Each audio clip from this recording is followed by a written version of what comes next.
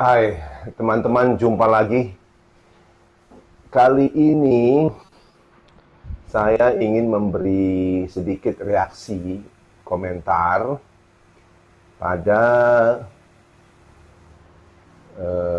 dua report yang baru-baru saja muncul di media sosial mengenai vitamin D, ya.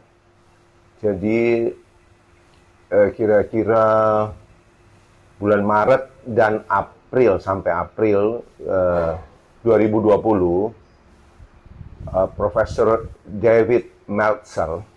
David Meltzer itu Professor of Medicine di University of Chicago mengadakan penelitian yaitu ada kira-kira 500 pasien, ya, ada 500 pasien yang terkena COVID-19.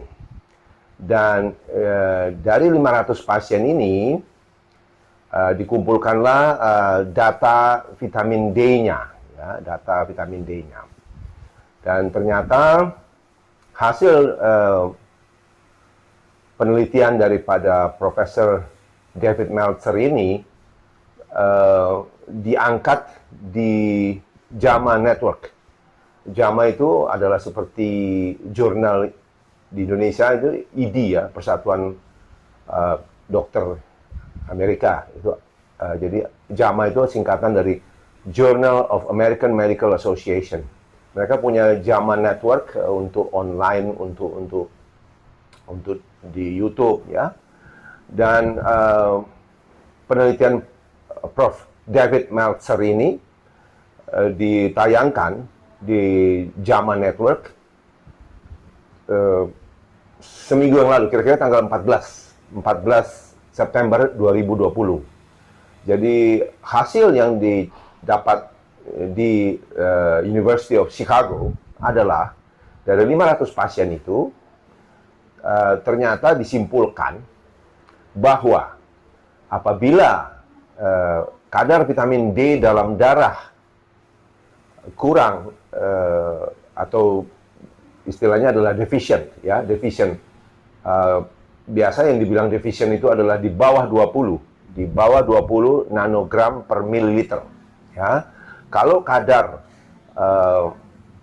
vitamin D dalam darah pasien-pasien ini kurang dari 20 nanogram per mililiter, maka kemungkinan terkena infeksi COVID-19 adalah 77%. 77%, ya, lebih mudah kena dibanding orang dengan kadar vitamin D normal atau tinggi, ya. Jadi ini sedikit melengkapi apa yang sudah saya laporkan di video saya yang lalu, yaitu studi dari Dr. Michael Holick yang dari Boston, ya. Karena Michael Holick yang juga dipublikasikan di online tanggal 16 September 2020 menyimpulkan bahwa kalau kadar vitamin D darah Anda normal atau tinggi, itu akan mengurangi kemungkinan infeksi COVID-19 sebanyak 54%. Jadi singkatnya, David Meltzer dari Chicago mengatakan kalau vitamin D darah Anda rendah, defisien, maka Anda kemungkinan kena COVID-19 77% lebih besar daripada orang yang kadarnya tinggi. Sebaliknya, Michael Holick dari Boston mengatakan kalau vitamin D darah Anda bagus, maka kemungkinan infeksi COVID-19 turun 54%. Jadi angka-angka ini sangat signifikan. Pesan saya terhadap kedua video ini adalah, sementara tidak ada obat yang pasti untuk COVID-19, ya, vaksin pun masih simpang siur. Bahkan yang terakhir saya dengar vaksin yang dari Rusia itu ditarik dari peredaran Karena semua pihak sekarang berlomba-lomba menghasilkan vaksin terlebih dahulu. Jadi kepingin menjadi orang pertama yang menghasilkan vaksin, sehingga kadang-kadang safety-nya dilupakan. Ya, jadi menurut saya jangan terlalu berharap dulu. Kemudian fakta lain yang perlu diingat adalah COVID-19 will stay with us for a very long time. Ya, kapan selesai kita tidak tahu. Karena itu ikuti protokol pemerintah, yaitu cuci tangan, masker, dan social distancing, jaga jarak, ya, jangan kumpul-kumpul. Selain itu, perbaiki vitamin D darah Anda.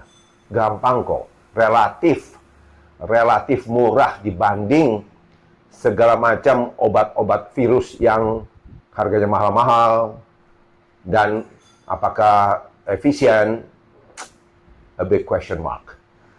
Begitu pesan saya, semoga teman-teman semua tetap sehat, ya, tetap beraktivitas dengan baik, karena olahraga yang terukur akan sangat meningkatkan imunitas kita. Terima kasih, stay safe and healthy. Sampai jumpa.